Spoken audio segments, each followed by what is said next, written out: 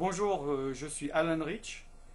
Dans cette vidéo, je vais parler des relations entre les humains et des entités spirituelles, et particulièrement au travers de médiums ou de chamans, de voyants, ces choses-là. Donc, cette vidéo est en fait la troisième d'une série, et il faudrait que vous regardiez la première, en tout cas, pour bien comprendre de quoi je parle.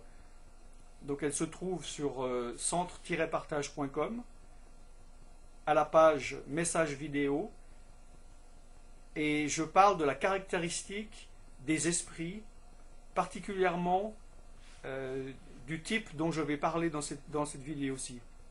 Donc allez la voir pour bien comprendre de quoi je parle ici. Alors je vais répondre à la première question qu'on me pose souvent. Comment est-ce que la relation entre un voyant ou un médium et un esprit fonctionne? Et surtout, pourquoi et comment ça fonctionne et ça marche?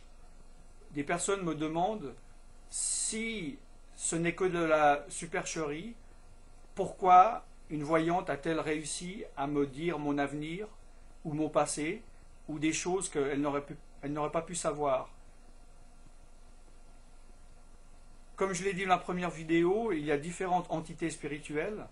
Il y en a des qui ont de bonnes motivations et certains qui ont de mauvaises motivations.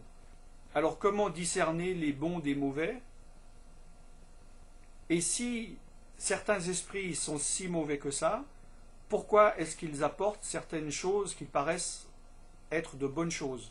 Par exemple, vous allez me dire, j'ai été voir un guérisseur et il a dit qu'avec la puissance spirituelle qu'il a, il m'a guéri. Donc a priori, évidemment que l'esprit qui l'habite n'est pas un esprit mauvais vu qu'il a guéri. J'ai été voir une voyante et la voyante m'a dit de choisir ce travail plutôt que ce travail, et c'était un bon choix. Donc a priori, c'est un esprit qui me veut du bien, sinon il ne me dirait pas des choses qui semblent améliorer ma vie. Alors maintenant, évidemment, il faut comprendre que ces esprits-là, comme je l'ai dit dans la première vidéo, sont très intelligents, ce sont de fins stratèges, et ils ne donnent rien gratuitement. Alors, si moi, par exemple, je veux vous voler 1000 $, ça ne va pas me déranger d'investir 10 $ en vous. Et c'est un peu comme sur ce principe-là que les esprits mauvais fonctionnent. Ils vont vous donner quelque chose qui peut paraître bien, en tout cas à court terme ou à moyen terme, mais d'un autre côté, ils mettent, si j'ose dire, le grappin sur vous, sur un autre niveau de votre vie. Par exemple, il va vous guérir le genou, ou bien il va vous prévenir d'un accident, mais en fait, il prend un pouvoir peut-être sur votre esprit, peut-être sur votre âme, ou peut-être sur une autre partie de votre corps. Il faut donc être très prudent en allant voir des voyants, des médiums et des chamans. Il ne faut pas se fier à l'apparence. Alors, vous allez peut-être me demander, y a-t-il des bons voyants, y en a-t-il des mauvais? Je ne vais pas parler de leur motivation. Il y en a qui sont uniquement là pour faire de l'argent, et ce sont des charlatans. Et il y en a qui peuvent faire ça avec un certain altruisme. Je ne parle pas d'eux. Mais je vais vous parler des esprits avec lesquels ils travaillent. Alors, ce qui va sûrement choquer plus d'un, c'est que je vais vous dire que tous les esprits avec lesquels ils sont en relation sont de mauvais esprits. Il n'y en a pas de bons, car les bons esprits ne passent pas par ce biais, par ce médium d'astrologue, de chaman, de spiritiste. J'ai l'expérience, je parle d'expérience, j'ai l'autorité de le dire. J'ai moi-même eu donc les esprits de voyance, de divination. J'ai eu l'ouverture du troisième œil. J'ai aussi fait la magie noire avec des pouvoirs que vous pouvez voir sur mon témoignage sur le site. Et je sais de quoi je parle.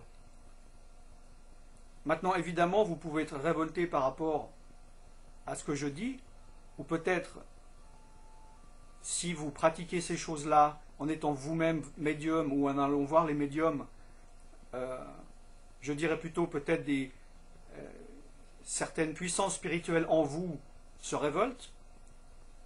Je connais ce principe vu que j'y suis passé.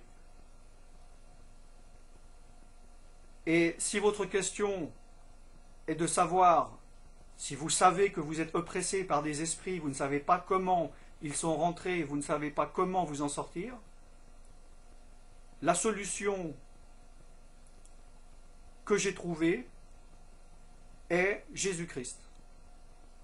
Pas la religion, pas le christianisme, mais la personne, l'entité spirituelle qui s'appelle Jésus-Christ, qui est maintenant dans les lieux célestes. Alors peut-être que vous avez été choqué en entendant ce mot, ou peut-être certaines puissances en vous, car ces mauvaises puissances n'aiment pas ce nom de Jésus-Christ. Et ils se révoltent quand ils l'entendent, parce qu'ils doivent se soumettre à son nom. Et c'est uniquement au nom de Jésus-Christ que ces esprits peuvent et doivent partir. Alors évidemment, ces puissances se révoltent, surtout si vous entendez ce mot, ce nom, Jésus-Christ, ou bien si vous entendez parler du sang de Jésus. La religion ne pourra rien pour vous, le christianisme ne pourra rien pour vous, un pasteur, un curé ne pourra rien pour vous, seul Jésus-Christ. Car lui, il est en dessus de toutes les puissances spirituelles. Il y a différents niveaux, j'en parlerai dans une autre vidéo. Vous pouvez me contacter si vous avez des questions. Évidemment, j'ai vraiment passé très vite sur ce sujet, j'ai seulement 10 minutes pour expliquer. Donc c'est plutôt une vidéo qui peut-être va vous poser des questions et vous pouvez me contacter aux adresses qui vont être sur cet écran. Que Dieu vous bénisse. À bientôt.